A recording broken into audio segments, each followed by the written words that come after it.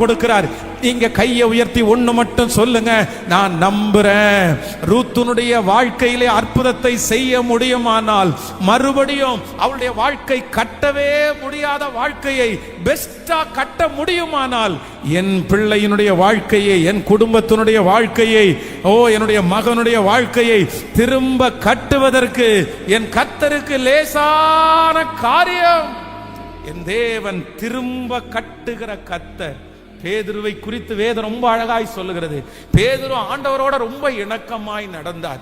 அப்ப பல விஷயம் ஆண்டவர் எச்சரிச்சார். எப்பா, உனக்கு ஒரு பெரிய சோதனையின் காலம் வருது, உன்னை பிசாசு சோதிக்கும்படியா என்னிடத்துல அனுமதி கேட்டுக்கொண்டான். அப்ப பேதுரு என்ன சொன்னார் அப்படின்னு சொன்னா, அப்படியெல்லாம் ஒண்ணுமே நடக்காது, நான் காவலிலும் சாவிலும் உம்மை பின்பற்றுவேன், அப்படியெல்லாம் ஒண்ணும் நடக்காது.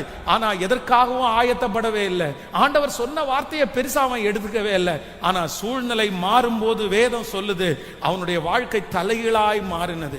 ஆண்டவருக்கு விரோதமாய் பெரிய தப்ப அவன் பண்ணிட்டான். தேவாலயத்துல இருக்கிற பெண்களோட ஆண்டவருக்கு விரோதமா தூசிக்க ஆரம்பிச்சிட்டான். அவன் நினைச்சான், அவ்வளவுதான், இதுக்கு மேல ஆண்டவர் எப்படி என்ன பயன்படுத்த முடியும், இதுக்கு மேல ஆண்டவர் எப்படி என்ன பயன்படுத்துவாரு? கண்டிப்பா ஆண்டவர் பயன்படுத்த முடியாது. என் வாழ்க்கை அவ்வளவுதான், முடிஞ்சிருச்சு, இனி ஊழியம் செய்ய முடியாது.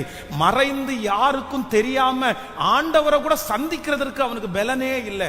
ஆண்டவரை எப்படி பார்ப்போம் அப்படின்னு நினைச்சான். ஆனா வேதம் சொல்லுகிறது, கர்த்தர் அந்த பேதுருவை தேடி கடந்து போனான்.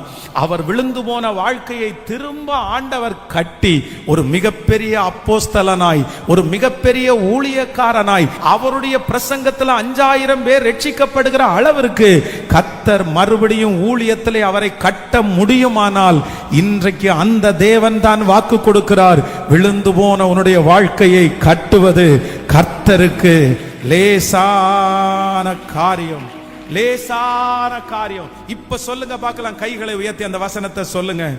அப்பொழுது விழுந்து போன தாவீதின் கூடாரத்தை நான் திரும்ப எடுப்பித்து அதன் திறப்புகளை அடைத்து அதிலே பாழாய் போனதை சீர்படுத்தி பூர்வ நாளில் இருந்தது போல அதை ஸ்தாபிப்பேன் என்று கர்த்தர் சொல்லுகிறார். ஆமென். முந்தினதை நீ யோசிக்காதே, பூர்வமானதை சிந்திக்காதே. முந்தினதை நீ யோசிக்காதே, பூர்வமானதை சிந்திக்காதே. நேர்வழியாய் நம்மை நடத்திடும் தேவன் நிச்சயம் நடத்துவார், பயம் இல்லை. நேர்வழி